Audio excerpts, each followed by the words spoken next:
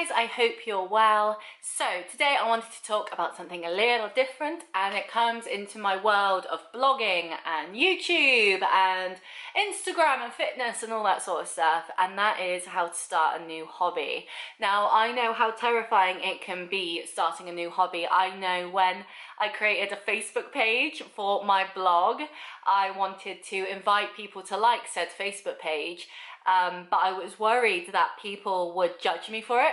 So before I sent the invites out for my Facebook page, I deleted anyone as a friend on Facebook that I didn't like, so they wouldn't get an invite.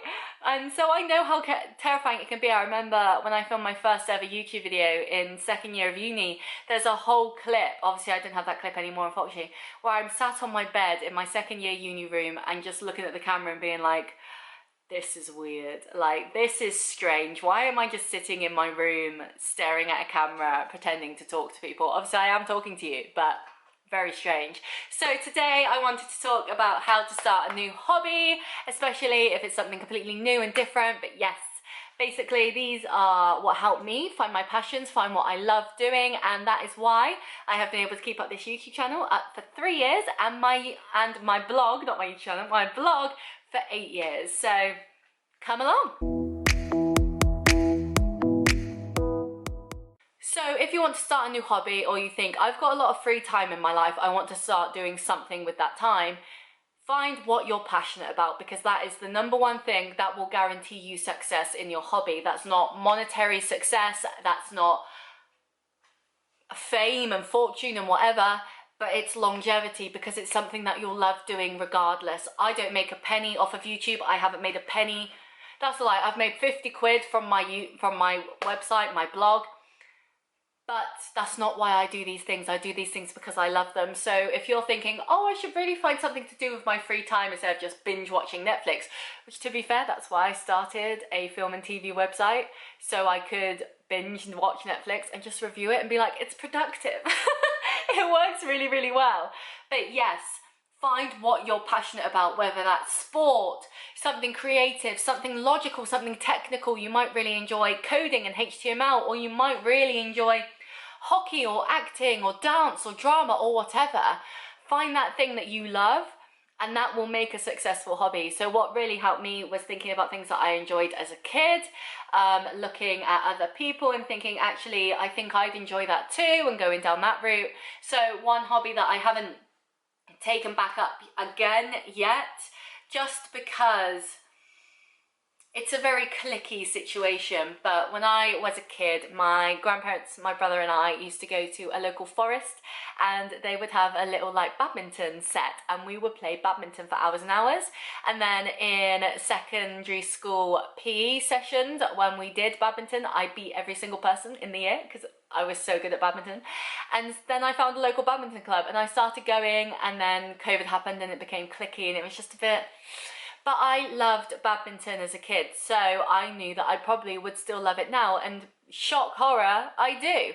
So the first thing you can do is find what you're passionate about. So what did you enjoy as a kid? What were these hobbies and enjoyments that you've lost over the years? Even if it's like building Lego sets or something, you know, like that's a hobby, that's fine. So look back on your past and what did you used to enjoy that you don't do anymore, and could you pick that up again? And also think about things that you've always been too scared to do. So I always wanted a YouTube channel since, well, I was watching YouTube, do you know what I mean? Like since I was like 16, I always wanted to do this because I love creating content. I love filming things and making memories, but also on my blog, I enjoy writing. So it's the best of both worlds.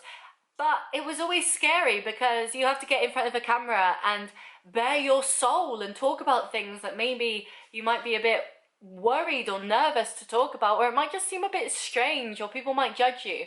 And that's what makes it exciting. I'll be honest with you, like that sounds so cliche and so stupid, but when something scares you, as long as it's not like a scam, like MLM, where they're like, oh, if it scares you, that means you're meant to do it. Not always, not always. I'm not gonna go swimming with like human eating sharks, thank you. That scares me for a reason, and that's called natural selection and being smart. But yes, if something scares you but you can't stop thinking about it, then just give it a go. If it's not for you, you can stop. But when you can think about this thing like me with YouTube, I really want to make this content, I've got video ideas, I've been enjoying watching other people, and I want somewhere to share myself as well, I just did it because I knew that was the only way that I'd be able to actually do these things. You know what I mean? I'd be able to actually enjoy it and see if I enjoy it at the start, and I did. So yeah, sometimes the hardest part is starting, but once you started, you're going. So it's fine and you'll be okay. But yes, find out what you're passionate about and run after that. The second thing is finding people who already do what you'd like to do and use them as inspiration or motivation. Like, for example, old school Brit crew YouTubers. I used to watch them a lot, and so now I can look at them and think, wow, can you imagine making money from being a content creator? That would be incredible. Or wow, can you imagine doing XYZ because you started a little YouTube channel? I never imagined I'd make money off my blog, but I've been to screeners in London. I've worked with big companies and brands. I get sent screeners every single day to my blog account because people want to hear what I think. And that's incredible. That's insane. I've been on podcasts. I've talked to people. I've done interviews. It's wonderful. And none of that would have happened if I didn't start it. And it only happened because I looked at other people and thought, if they can do it, why can't I?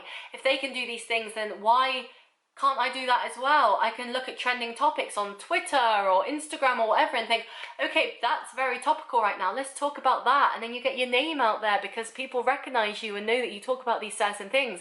That's why it's really good to find your niche as well. My film and TV website is doing astronomical because that's all I talk about. Maybe a bit of music as well and sometimes theatre, but it's mainly film and TV, and that people come back because they know what to expect. Same with my YouTube, it's very lifestyle and health and fitness, and I chose that deliberately because it's not something I really want to write about, but it's something I can happily talk about fluidly because I enjoy it. So watching people that already do what you want to do is great to get some ideas as well, not to completely rip them off, but be like, that's quite clever, maybe I'll try that. And also getting that confidence of thinking, okay, they're doing it, let's just do it, let's just jump in and see where we end up. And the third and most cliche, I know, advice I can give you is just do it. Legit, if you want to do it that bad, if it's all you can think about, if when you wake up in the morning you think about it, when you go to bed at night you think about it, just give it a go. You can set up websites for free. My blog was free for many years until I made it my own URL and my own site and stuff. YouTube, still free. All the music I use, all the editing tools I use, free. Like, I've got a MacBook. I use iMovie. I used to have Final Cut Pro, but then I lost it, unfortunately. But I just use iMovie because it's easy, it's simple. Same with fitness.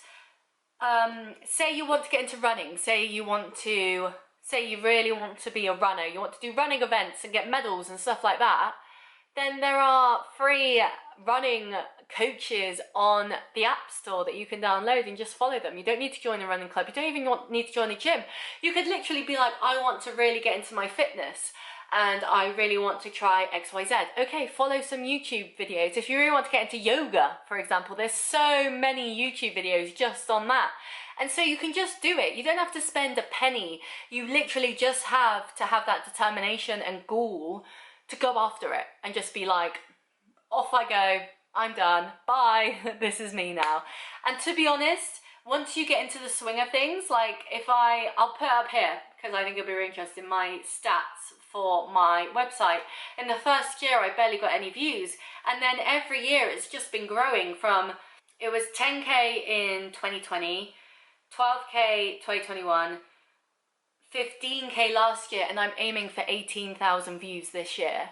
Can you imagine if I hadn't started my blog when I did? Can you imagine where you could be in 8 years if you start today? You could do incredible things, and I think that's so exciting. So for me, starting a new hobby is literally thinking, okay, I really want to do this, so I'm gonna do it. That's all you need. It's not always going to be easy. I'm batch filming a lot of YouTube videos because I've run out of them at the moment. So I'm trying to get the rest of, when's this coming out? The 30th of April. I'm trying to get the rest of April filmed this weekend, so they're all up and ready and off they can go. Same with my blog. I literally ran out of reviews the other week, so I'm spending practically every moment of my waking life when I'm not working watching things to like get a backlog again, so I have stuff that I can put out.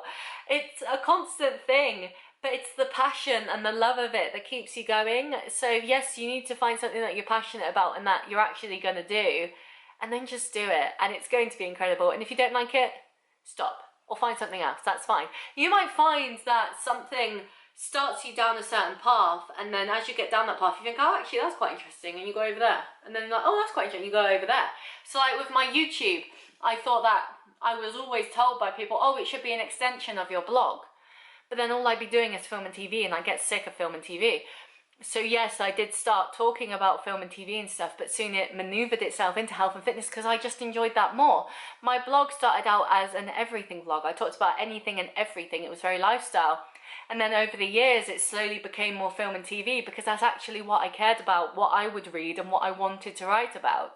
So often you will start a hobby and it will start you down that path, but that doesn't mean that's always where you're meant to end up. It's all about trial and error and seeing where you actually go with it.